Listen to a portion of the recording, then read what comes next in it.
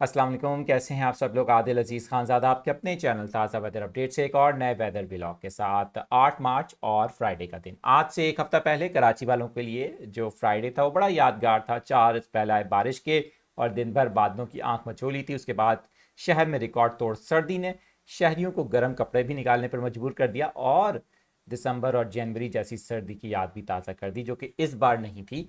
लेकिन अब क्या होने जा रहा है कराची के अंदर, यानी कि अब जब सैटरडे और संडे की हम बात कर रहे हैं 9 और 10 मार्च को कराची क्या कोई मज़ीद ऐसे यादगार इवेंट्स देख सकता है। बारिश कितनी हो सकती है, किन किन इलाकों में हो सकती है और बादलों के बनने का अमल कब शुरू होगा कराची के आसपास। मैं गुज़िश्ता 3 दिन से आपके साथ एक शदीद किस्म के मगरबी सिलसिले का जिक्र कर रहा हूँ और मैंने 8 तारीख से 11 मार्च यानी कि जो पीरियड है इसका जिक्र किया था। इसके अंदर मुख्तलिफ इलाकों में बारिशों के स्पेल्स देखने को मिलेंगे। कराची का भी हम जिक्र कर रहे थे। अब के पैरामीटर्स क्या बताते हैं, कराची के लिए मौसम कितना साजगार हुआ है, जो एंटी साइक्लोनिक सर्कुलेशन जिसका जिक्र कल किया था वो इस वक्त कहाँ मौजूद है, ये सिस्टम इस वक्त कहाँ मौजूद है और कितनी शिद्दत इख्तियार कर चुका है। बताया जा रहा है स्कूलों को छुट्टियां दे दी हैं और दफातर भी बंद करने का फैसला किया गया है, क्योंकि बड़ी गैर मामूली और शदीद किस्म की बारिशें, ओले पड़ सकते हैं, आसमानी बिजली गिर सकती है। तो क्या वाकई situation out of the control हो सकती है। सब कुछ आज के व्लॉग के अंदर जिक्र करेंगे उसका तफसीलन, और साथ ही साथ कुछ आपके कमेंट्स को हम ऑफ ईयर शामिल करेंगे इस व्लॉग के बाद। लेकिन उससे पहले आपने करना है चैनल को सब्सक्राइब, बेल आइकन को करना है प्रेस, ताकि आपको इस तरह के व्लॉग्स मिलते रहें। सबसे पहले बारी बारी डिस्कस करते हैं और डिस्कस हम करेंगे कि सिस्टम इस वक्त है कहाँ पर। दुबई और यूएई के मुख्तलिफ इलाके, यानी कि मुत्तहदा अरब अमारात के डिफरेंट जो रियासतें हैं, इलाके हैं, वहाँ पर शदीद किस्म की बारिशों का अलर्ट जारी किया गया है। इस वक्त आप स्क्रीन पर देख रहे होंगे, ये सैटेलाइट इमेज है जो कि हम इस वक्त यूएई इंक्लूडेड अबू धाबी और दुबई के अलावा मुख्तलिफ जो इलाके हैं, शहर हैं, उनको इस वक्त हम हाईलाइट कर रहे हैं। और आप देख सकते हैं कि बादल किस तरह से इस वक्त यहाँ पर दाखिल हो रहे हैं।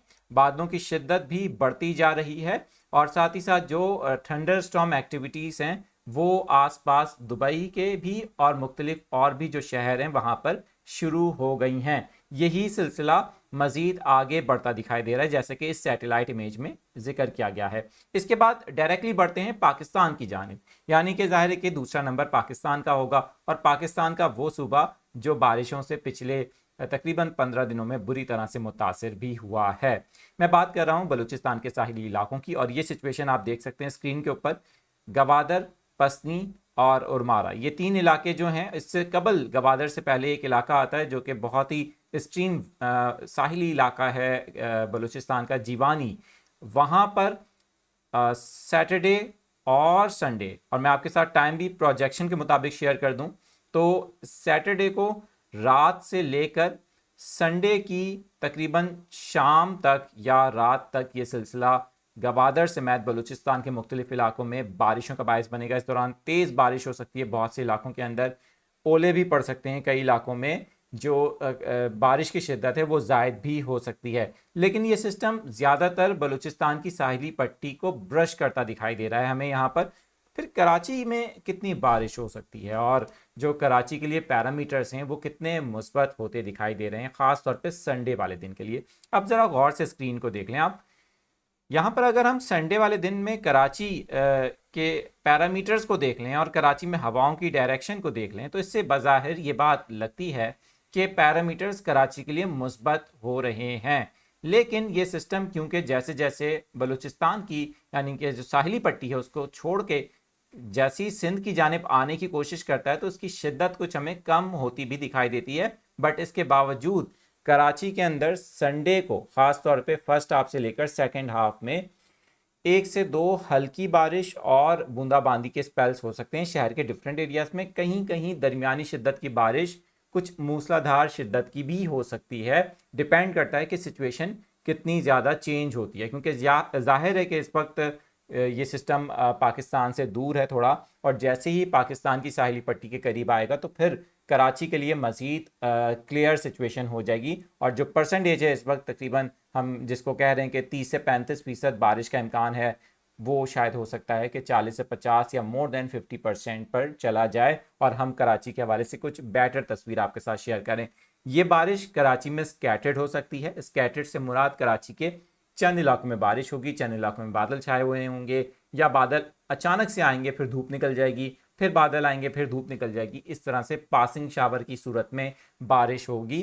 कोई तूफानी बारिश या शदीद किस्म की बारिश का अभी तक कराची में ख़तरा नहीं है, लेकिन ये बात याद रखिएगा कि आखिरी वक्त में अनयूजुअल कुछ भी हो सकता है। उसकी वजह यह है कि ये सिस्टम समंदर से होते हुए आ रहा है, और अगर कहीं पर कन्वर्जेंस अच्छी मिलती हैं, कराची का मौसम बहुत ज़्यादा फेवरेबल हो जाता है इस सिस्टम के लिए, तो फिर हो सकता है कि कराची के कुछ इलाकों में, जैसे कि मैंने अभी जिक्र किया, कि हमें मुख्तसर वक्त के लिए जो मूसलाधार बारिश जिसको हम कहते हैं वो स्पेल भी देखने को मिल सकता है।